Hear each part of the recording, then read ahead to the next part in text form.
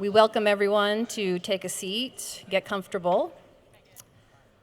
So hello, thank you for being here tonight. My name is Stephanie Parrish. I am the Director of Learning. And to open our time together, I'd like to take a moment to share the museum's land acknowledgement. And it's a way for us to connect with the history of this place and also the museum's mission to be an inclusive community space.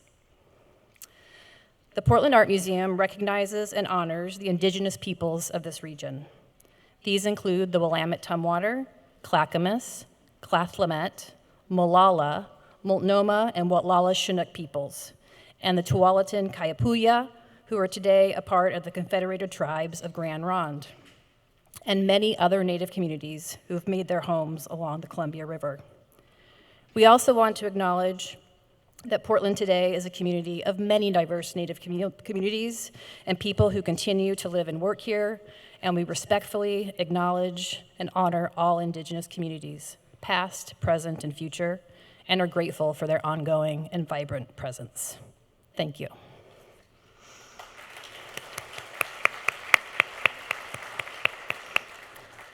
I also want to share that the museum continues to be committed to making programs like this as accessible as possible. Today, we welcome and thank our American Sign Language interpreter, Jordan Berkland. We're pleased to offer automated real-time captions, and although they are wonderful, please keep in mind they are not always 100% accurate. And for an improved line of sight, we encourage you to come sit closer to the screen. Also, if you need an assisted listening device, they're available at the back of the room near our AV table, and a staff member there will happily assist you. So again, we really appreciate you being here tonight, and it's my pleasure to now welcome Alex Goodman to the stage.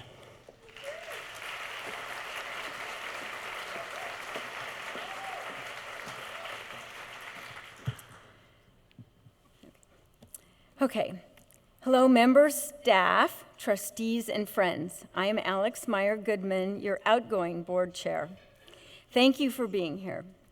This annual meeting is a time to reflect on last year's highlights and get excited about what's ahead. Tonight is especially unique as you'll hear updates on the museum's campus-wide transformation and afterwards have the opportunity to see progress firsthand with a fun, self-guided tour. You, our incredible members, have supported this institution through many moments over the past several years and continue to be present to engage during construction. The finish line is now in sight, and we're thrilled to have you right here every step of the way. This is my third and last annual meeting as board chair. It's been an honor and a privilege. I'm immensely proud of the work our museum leaders, staff, and trustees, plus all of you, this community, have accomplished. The Portland Art Museum stands as a shining example of bringing people together. It reflects what it means to invest, literally, in a vibrant resource for creative expression and to foster strong civic connections. Cooperative and constructive efforts are the foundation of our success. This project represents the final piece of a vision that began nearly 2 decades ago, focused on increasing access, transparency, and inclusivity.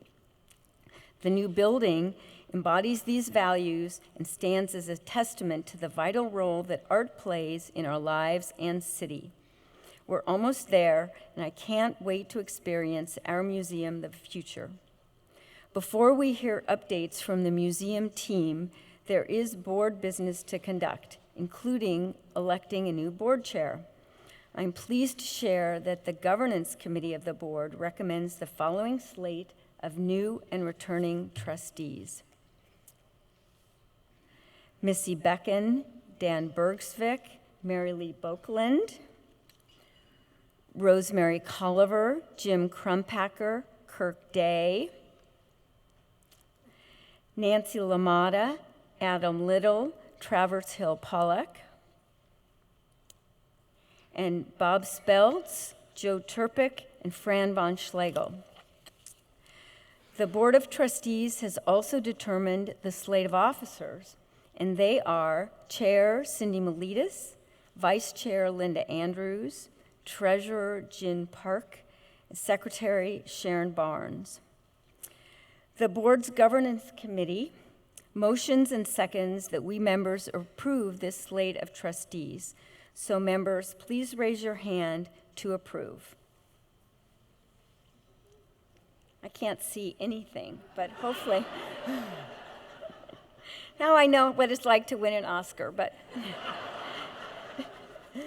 Okay, thank you all. I'd like to now officially pass the gavel to Cindy Miletus.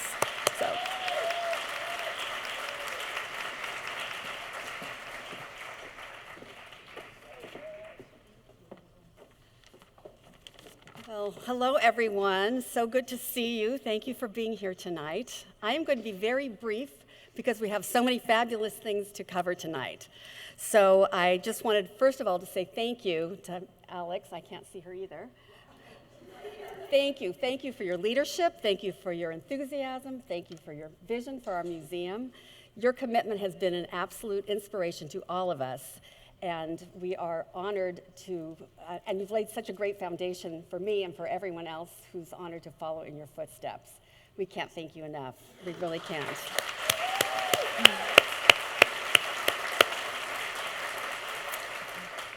I am so grateful and so excited to continue the momentum that has been started.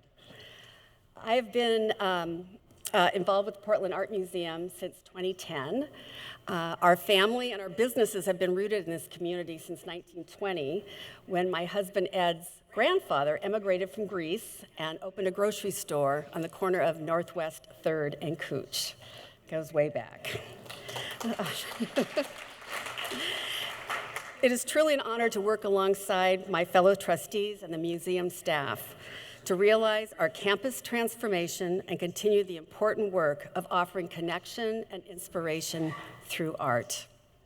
I hope you'll say hello if you see me in one of the galleries. And now I would like to introduce Brian Friso, Museum Director.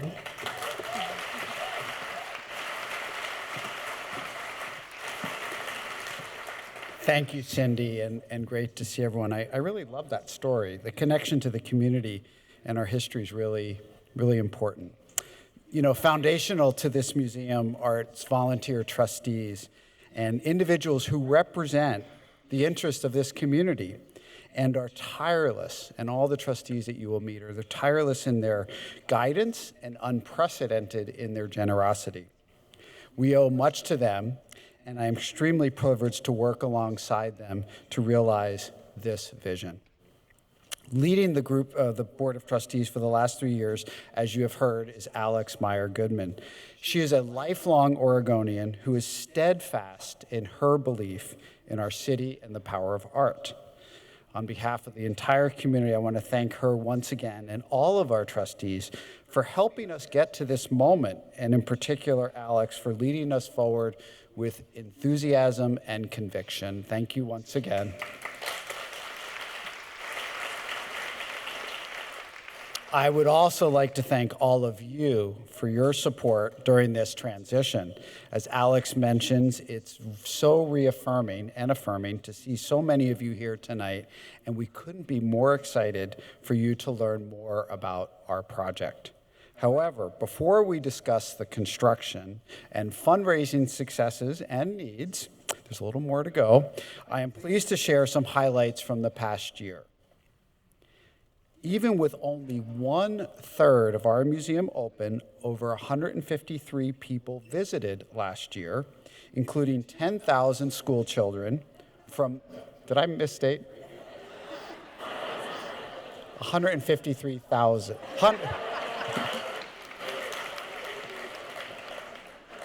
It's the lights.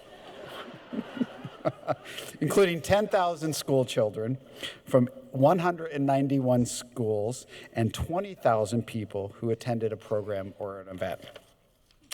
Maintaining this level of activity was due in large part to a wide range of exhibitions that included Guillermo del Toro's Crafting Pinocchio, Black Artists of Oregon, Africa Fashion, Future Now, and through lines, as well as the dynamic events at the Tomorrow Theater.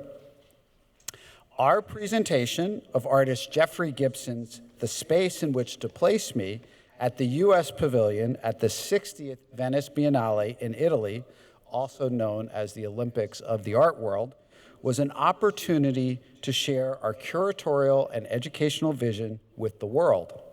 In fact, over 500,000 people have visited to date, and the pavilion opened in April. It is truly a landmark achievement for the artist, our curator, Kathleen Ashmilvey, and our entire museum team. We're all so proud. And if you get a chance, go to Italy. Otherwise, there's a whole section on our website that really delves deeper into it. Portland, go Portland. Crafting Pinocchio included a celebration of Guillermo del Toro's artistry that extended to PAM CUT's Cinema Unbound Awards, a sold-out talk and a series of stop-motion animation camps for youth. While Black artists of Oregon brought to light the vitality and rich history of artists in the state, and Africa Fashion shared the joy and expansive creativity of fashion from the African continent. Our presentation of Jeffrey Gibson's work in Venice, which runs through November 24th, is more than the works of art on the walls. It is a comprehensive program that includes performances and educational events featuring Portland artists, Oregon educators, and teachers, as well as museum staff. It has been such an honor, and I think all Portlanders should be proud of this moment. Spring and summer at the museum were filled with significant French paintings and sculpture juxtaposed with cutting-edge sneakers, all while keeping collection favorites on view in through lines. The Tomorrow Theater has been up and running on Southeast Division and 35th Place since last November, and we are on track to welcome over 35,000 people in the first year anniversary. Highlights include a grand opening with David Byrne and events with special guests such as Academy Award-winning costume designer Ruth E. Carter, a smartphone orchestra, bingo, and trivia nights. If you have not been, I hope you will visit the Tomorrow Theater soon. There is nothing like it in town, and every night is something new. I would also like to encourage everyone to visit the exhibitions that are on view and coming soon. The Paul McCartney show, now up, came to us from the National Gallery in London and was beautifully overseen by Dr. Julia Dolan, the minor white curator of photography, while Psychedelic Rock Posters and Fashion from the 1960s is an original exhibition curated by Dr. Mary Weaver Chapin, our curator of prints and drawings. Every year, we have produced a year in review video. I am inspired by the museum's many accomplishments that have been made possible, in large part to your support. Let's take a look on the year preceding us.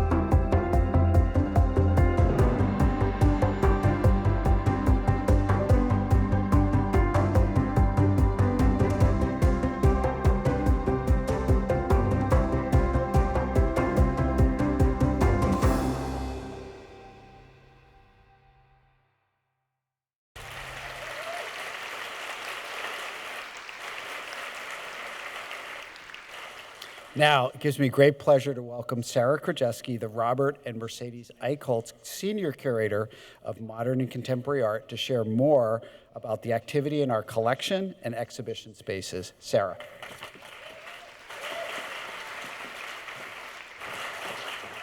Thank you, Brian, and good evening, everyone. It's great to see you here.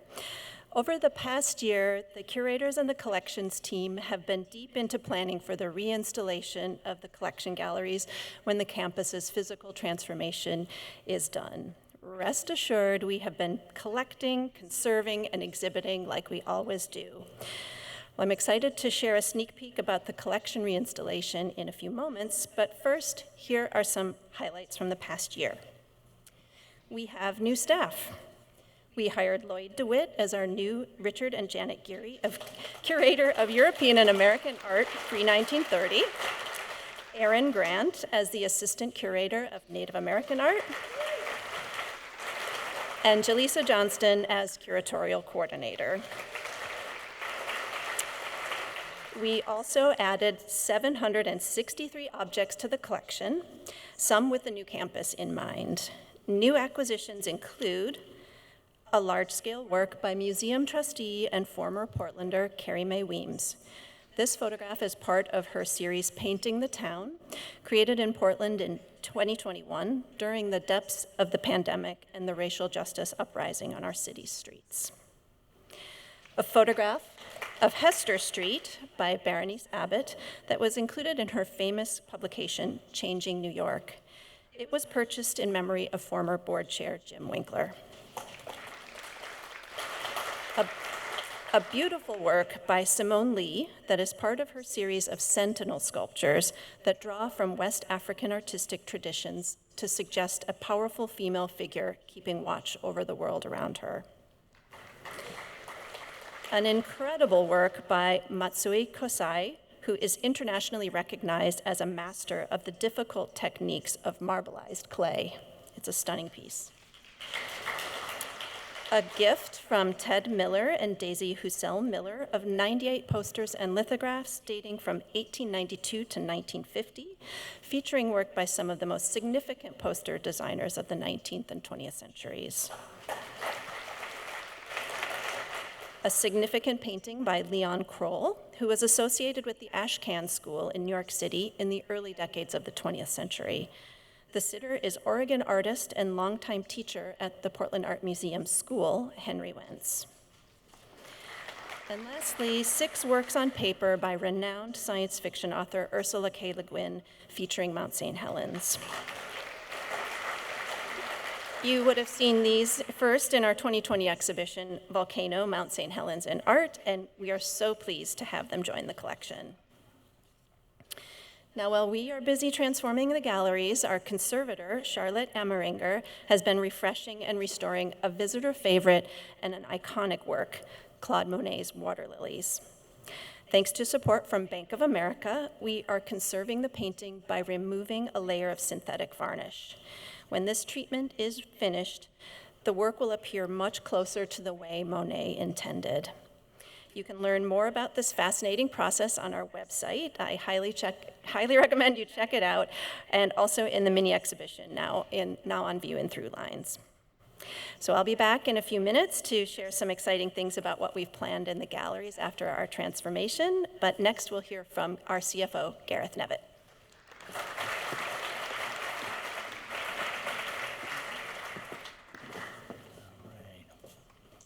Thank you, Sarah. The financial year, which ended June 30th, was a mixed bag of ups and downs. Starting with attendance and looking back a couple of years, you may remember how after the pandemic in FY22, we had an incredibly popular exhibition of work by Frida Kahlo. But in FY23, we saw the impact of conditions downtown Portland and the start of construction. This last year, though, starting with the governor's task force that Brian was a part of, we've seen a steady improvement in our neighborhood. That, plus our significant investment in upgrading our security operations on campus, led to a 5% increase in visitorship in the year just ended. Membership has followed a similar trend, although since construction started in January 2023, we've had reduced gallery space available, and this has impacted membership numbers overall. However, with exciting new exhibitions and programs now on view, and the reopening of galleries on the horizon, membership has been steadily climbing since the end of the year and now exceeds 16,000 members.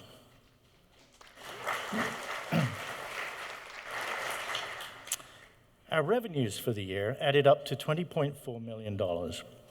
And it's worth noting that contributions and grants from individuals, foundations, and corporations made up 36% of our total revenue. And support from our endowment, that is the result of previous gifts, made up another 16%, so that overall donations accounted for over 50% of our total funding. Investment income of $1.2 million represents interest on our cash balances and was a welcome result of the year's high interest rates. Also worth noting is that earned income includes revenue from event space rentals, like this room, and this was up 24% from the previous year. On the expense side, as usual, our largest outlay was for our wonderful staff and consultants at 66% of the total. This percentage has been creeping up from around 55% a few years ago. In FY24, we gave all staff a 4% pay rise, plus we continued adding back staff lost during the pandemic and planning for the reopening of the opening of the Rothko Pavilion. All told, headcount increased by 10% from 157 to 173 last year. Looking at our investment portfolio, I can report that our investment committee made 2 changes during the year. Firstly, we replaced an underperforming fixed income manager with 2 new fund managers with better track records. And secondly, we reallocated some of our funds in the real return category out of 2 hedge funds and into a third that better matched the risk-return requirements of our asset allocation model. As you can see on this final slide, our investment committee's attention to detail continued to pay dividends. The performance for the year was above average, being in the 43rd percentile when compared to our peer institutions. Bearing in mind that we're invested for the long term, our performance over the 3, 5, and 10-year periods is also more than satisfactory, being in the top quartile. And as noted, we're in the top 6% of funds since the index began in 2002. And now I'm pleased to introduce my colleague Stephanie Parrish again, Director of Learning and Community Partnerships, who will share more about our critical work with educators, students, partners, and more. Thank you.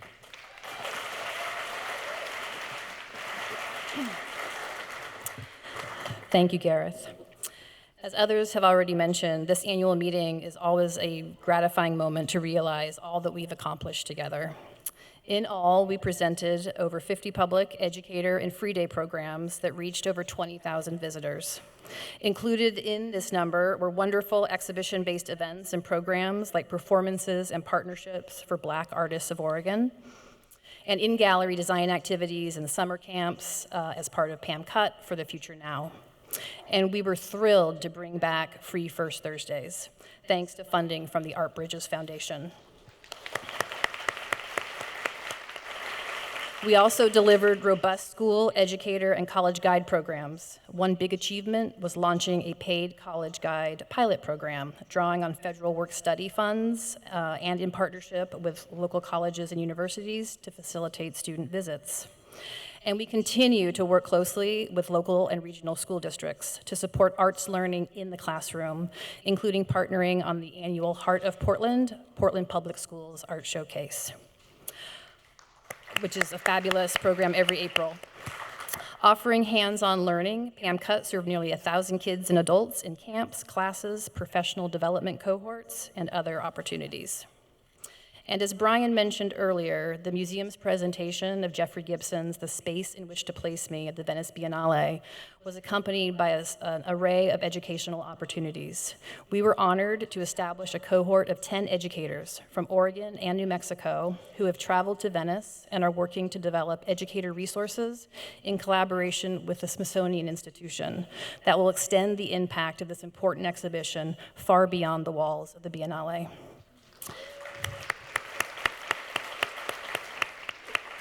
And we are incredibly proud of the strides we have made to make art and our related programs more accessible to everyone, including the launch of audio guides through the Bloomberg Connects mobile platform and the rollout of Enchroma glasses for visitors who are colorblind.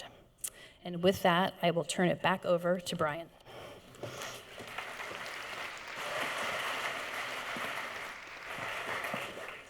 Thank you, Stephanie. It is certainly gratifying to see the impact that we're able to make within this community. Now, let's take a look at what's coming ahead at the slate of exhibitions.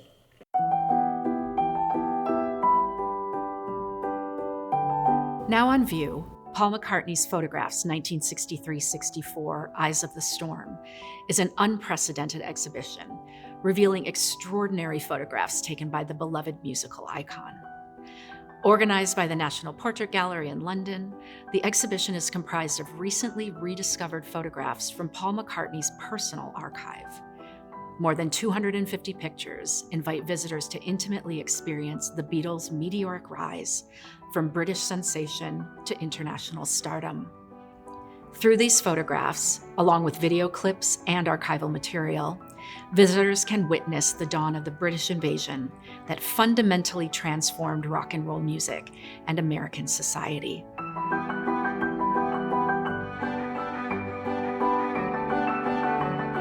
Get ready to turn on, tune in, and drop out with psychedelic rock posters and fashion of the 1960s. Opening in just 3 days, this vibrant exhibition features more than 200 posters for the music scene of San Francisco.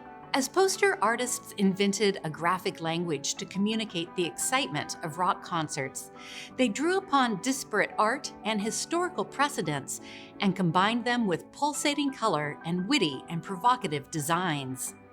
The exhibition is organized by theme: creative lettering, color and pattern, images of women, appropriation, altered states, animal inspiration, and psychedelic Portland. Choose your own path through the galleries to discover the eclectic visual inspiration behind the posters, as well as the fashions that enhanced daily life in colorful San Francisco.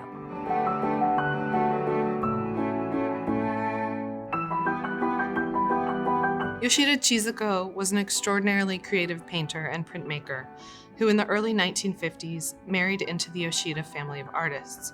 Until now, no major museum exhibition has been dedicated to this overlooked but pioneering figure in the 20th century Japanese print movement.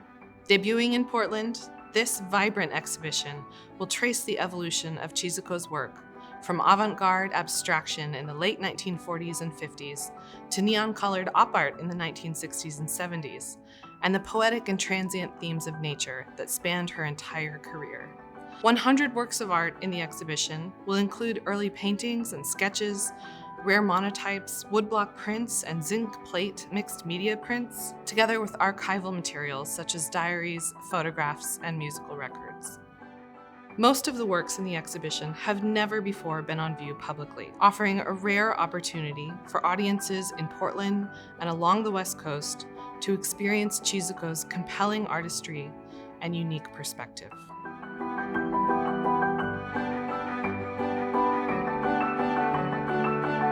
This exhibition of the latest and greatest world-class artists in our collection, the Jordan Schnitzer Family Foundation.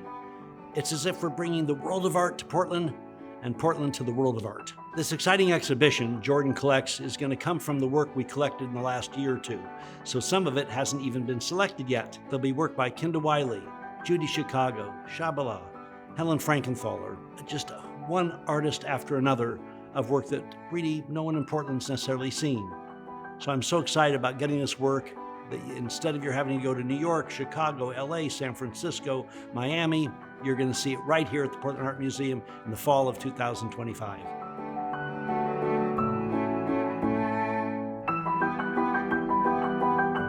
The Stars We Do Not See is the largest exhibition of the Aboriginal and Torres Strait Islander art and design ever presented internationally.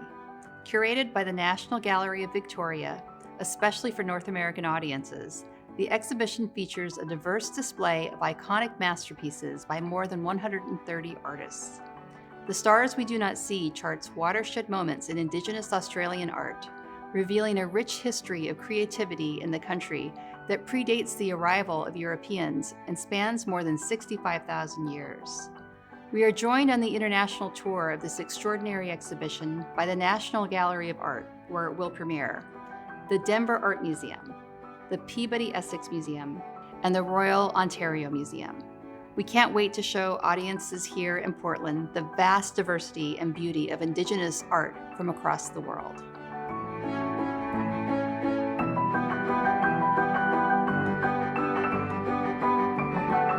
Greetings from the Tomorrow Theater, PAM CUT's Eastside home for unbound storytelling in all its many forms on Southeast Division Street.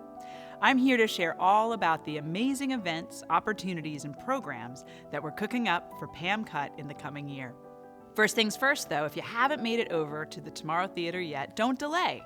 We're almost a year old and have already brought over 250 one-of-a-kind, one-night-only experiences to Portland audiences. What makes us unique? Well, we combined at least 2 art forms every night, including movies, arts, crafts, music, bingo, dancing, drag, and a whole lot more. Plus, members get discounts every day. Speaking of plus, much like the theater itself that pushes the boundaries of what's possible, our inaugural Plus Plus kicks off in November. This new annual ever-changing celebration highlights and flips the script on traditional festivals, featuring multifaceted, multimedia artists and storytellers who explore and question what tomorrow brings in a myriad of creative ways. This year's theme, Better Together, features a 20-day party of ideas, people, and projects focused on how to make sense of what the future may hold, filled with special events and surprises galore. And I'm excited to announce 2 of our carte blanche talks. None other than folk music legend Ani DeFranco and artist extraordinaire Titus Kaffar will be kicking things off. And there's more. PAM CUT continues to serve our creative community and provide connections, resources, and opportunities for finding success and fulfillment in the multimedia landscape. We do this through our collaboratory classes, workshops, residencies, and more. And if there are kids in your world, camps galore in everything from animation to costume design happens in the summer. Registrations, though, will be live in January, so sign up early and tell your friends. And last, but certainly not least, our 6th annual Cinema Unbound Awards return in March 2025 to honor artists who blur the lines of conventional cinematic storytelling to magnificent success in their fields. All to say, whether it's across the parking lot at PAM CUT headquarters or over the bridge in Southeast, come on by to see what tomorrow brings.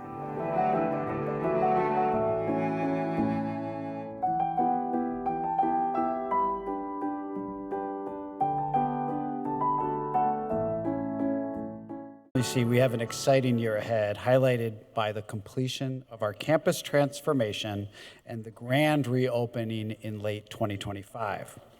This historic project will add 100,000 square feet of new and renovated space, connecting our 2 historic buildings and unveiling the new Mark Rothko Pavilion, a stunning new glass centerpiece that will serve as a welcoming gateway for visitors. The transformation will allow us to showcase more of our growing collection, create intuitive pathways to explore art, and feature expanded spaces for public engagement, including a new outdoor plaza and cafe.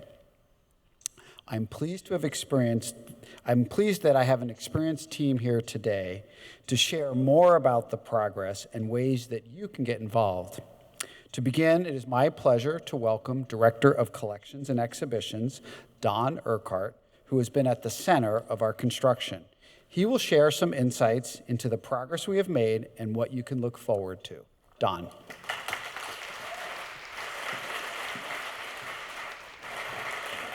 Thank you, Brian. And special thanks to all of you, our members, for sticking with us during this busy last year of construction. We've asked a lot of you. We've asked you to climb ramps to enter the building. We've asked you to solve complex mazes to find bathrooms and elevators. We've closed galleries and moved your favorite painting and constructed temporary walls. Tonight, I'm happy to show you what's on the other side of those walls. I want to show you what it looks like behind the construction fence. If you visited us in winter or spring, surely you've felt or heard a lot of demolition. This yellow remote-controlled demolition robot hammered away at our building 60 hours a week. And our visitors felt it, our staff certainly felt it. That made way for diggers and dump trucks excavating an enormous pit in the middle of our campus. Here it is in May. If you could look closely, you'd see Brian Farizo and trustee Amjad Bangash had climbed down a 30-foot ladder in boots and hard hats to survey the site. Here's how it looks today. I take this photograph with my back against the Witzel Auditorium, facing east, if you can picture that. It's so much better than I had imagined. It's bigger, it's brighter. That open light that you see in the top left corner of that photograph, that stays. That's a window that connects this gallery to the passageway above, that connects passersby to the program when they're going from the streetcar to the farmer's market. It's a really good space. In June, we erected a megaton of steel, and it went shockingly fast because it was late July when we had a topping off ceremony. You saw the ironworkers installing this orange beam that everyone on the team got to sign. Maybe some of you did too. That made way for August, when we could lay metal decking across these new steel beams, and for the first time stand in this space. It had been air, and now we can stand there and see how it connects to the outdoors, and importantly, see how it connects to the historic buildings to the north and to the south. In September, we wove this web of power lines and data cables and water hoses. We're pumping hot and cold water through these tubes to heat and cool the floors of the new Rothko Pavilion. Finishing that allows us to pour concrete. Now we're in October, we're pouring concrete and finishing these slab-on-deck floors, all to be ready in November for our next big milestone. And this next photograph, I love. It's not the best photograph, but it's taken here in Northwest Portland in a shipping yard. On those pallets, under that black tarp, are these really important 28-foot sheets of glass. They were fabricated in Germany, assembled in Spain, shipped from Valencia to Virginia, trained to Seattle, trucked to Portland, and they made it in one piece.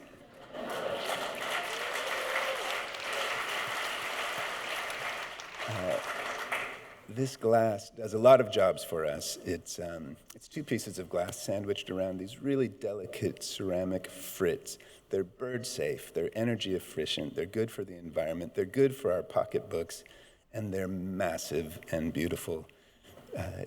In November, we're going to start installing them on the west face of the Rothko Pavilion, and you'll see them here on the next slide.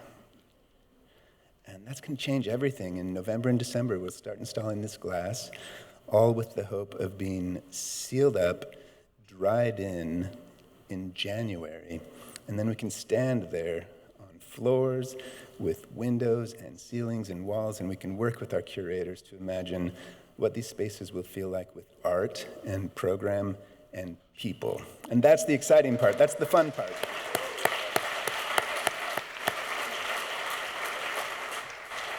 And so here to tell you about the art programming for your new Rothko Pavilion is Sarah Krajewski.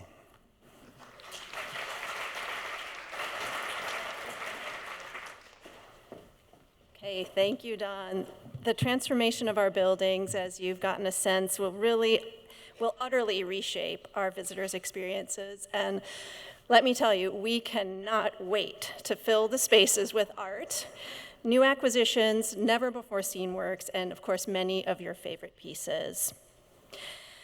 As the curators have worked on this extraordinary opportunity to reimagine the museum's collection galleries, we have leaned into the strong sense of place evident in our collections and our museum's identity.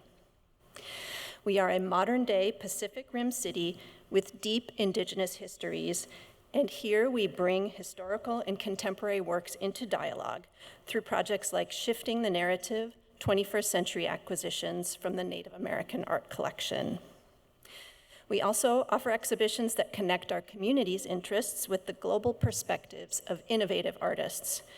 We will host an installation centering ecological concerns by groundbreaking video artist Pipalati Rist in the Crumpacker Center for New Art, and the hyper-saturated moving imagery of cutting-edge new media artist Marco Brambilla, who is tailoring his phenomenal work, Heaven's Gate, to our first ever new media gallery next to the Witzel Auditorium. Just as we bring the world to Oregon, we share Oregon stories with the world as we curate exhibitions about our unique landscapes, peoples, and histories. To Gather Your Leaving, themes of the diasporic experience will feature the diversity of identities and experiences across our region over the past 100 years as populations have grown and changed. A significant Portland story is our city's connection to the great American painter Mark Rothko. The pavilion will be named for Rothko to honor his life in Portland. After emigrating from Latvia when he was 10 years old, Rothko and his family made their home in Portland, where the young artist took his first art classes and received his first solo exhibition here at the museum. Through a special partnership with the Rothko family, we will feature a rotating selection of pieces from the family's collection, beginning with a concise exhibition that traces the artist's career. Portland is a city of makers, and we will draw connections to another maker culture, Japan, with a show that spotlights our shared love of craft and materials. We also have great new spaces for curatorial collaboration, where we will continue to tease out through lines in the collection. The Witzel Grand Gallery is the heart of the Rothko Pavilion, and here we'll open with an exhibition drawn from multiple collections exploring the depiction of nature in sculpture. I am so inspired by the way the glass of the pavilion will give us a sense of connection between the art inside and the city outside. We have incredible art to share with Portland, and some will be placed in public for all to experience. I'm pleased to share tonight that we've acquired a major work, The Sun by Ugo Rondinone, that we believe will become a signature work for the museum and the city when it's unveiled on the public-facing West Plaza. Now, this is just a taste of what's to come. Like, I could literally talk for another hour about everything we have planned. From European and American art to photography and the graphic arts, you'll have the opportunity to see the collection with fresh eyes in our new and updated galleries. And now I'll hand it over to the co-chairs of the campaign driving this transformation, trustees Alex Goodman and Angela Snow.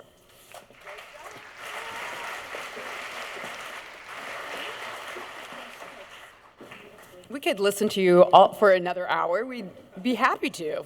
There's so much good stuff. It's incredible. Okay. Hi, everybody. How are you all doing out there? Is everybody okay? You still with us? Not too long. We're bringing it home. We're the finale. Yeah. All right. Sarah, thank you. Angela and I, two diminutive powerhouses here. Yes. We moved it down. It's right. Good.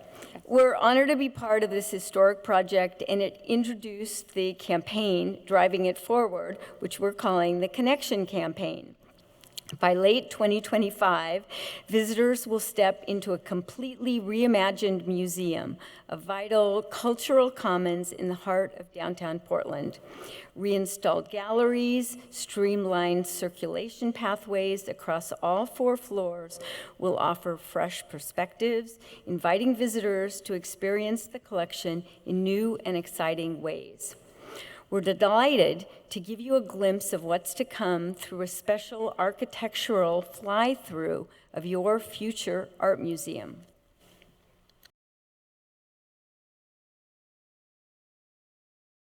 What an incredible glimpse into our future. I can't believe we're almost there. It's so exciting. This fly-through that you just saw shows us the possibility of all that lies ahead of us, not just in the new building, but a whole new museum experience. It is a space that invites discovery, connection, and inspiration where everyone feels welcome. A perfect example of this is that community passageway that we just saw. It's featured. This transformation isn't just about renovating our galleries or adding a new space. It's about creating a dynamic hub for all the community, a place where stories are told through art, where personal connections are made, and where creativity thrives. Alex. All right. So how are we going to bring this vision to life? It's through the $140 million Connection campaign, the driving force behind this transformation. Of that, $111 million is dedicated to construction and renovation, while $30 million will grow our endowment, ensuring the museum continues to thrive for generations to come. More than 400 donors have generously contributed to the campaign to date, bringing us to over 90% of our $140 million goal. Okay. Thank you, everybody. Yeah. Wow. Actually, that slide is wrong. It's 126 million plus. So. Yay. Well done. As we approach the final stretch, reaching 100% of our goal, your continued support will be essential. You've been with us every step of the way, and we couldn't have made it this far without you. So, thank you. Thanks, Alex. It's so exciting. I have to emphasize that everyone has given their best, and we're going to continue. We're almost there. This is a once-in-a-generation opportunity to transform both cultural and the economic landscape of this region.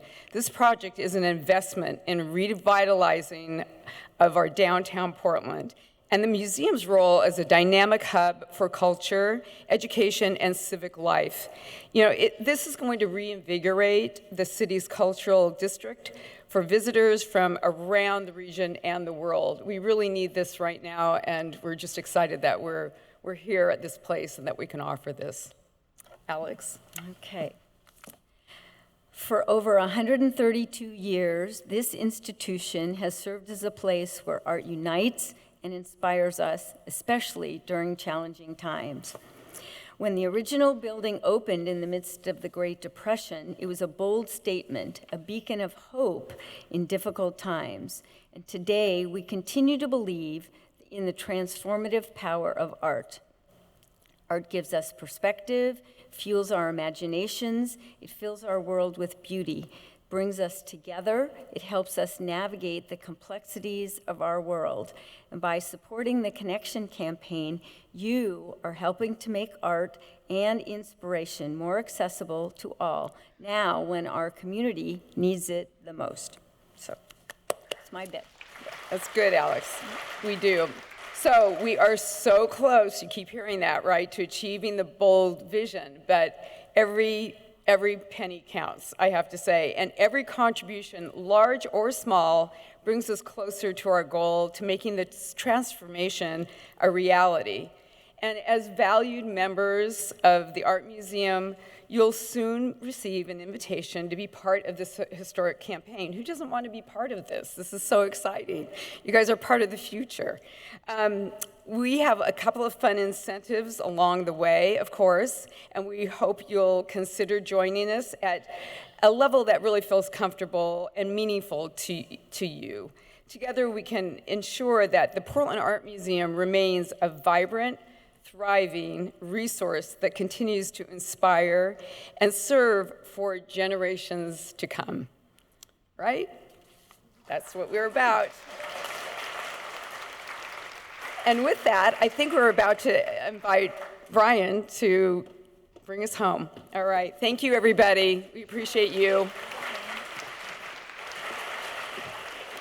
I must admit, these two are really remarkable leaders. Thank you again, Angela and Alex, for tireless efforts. Really, really incredible. It's an honor to work with you. I'm now pleased to invite all of you to experience the progress of our project firsthand. This is certainly a unique annual meeting. A special aspect of this year's annual meeting, we are offering to choose your own adventure tours of the construction process. No hard hats required. Volunteers from the Cabinet and Development Committee, along with our dedicated staff, are here to guide you. Just look for anyone in a yellow vest. You probably saw some of them when you came in, if you need assistance. There is a map and a guide also on your seat, and extras are available at each exit. You can explore the highlights in any order you want, whether you choose to start downstairs or head straight to the main building. This is your opportunity to see the transformation more closely at your own pace. With such a large crowd tonight, we want everyone to have the opportunity to enjoy the experience. So, therefore, thank you once again for being part of this exciting chapter in our museum's history. As our progress continues, you will receive invitations, as Angela mentioned, to special programs and behind-the-scenes events over the next 12 months. And be sure to save the date for our grand opening in late 2025, when even more exclusive member opportunities are offered. Thank you once and again, and enjoy the tours. Thank you.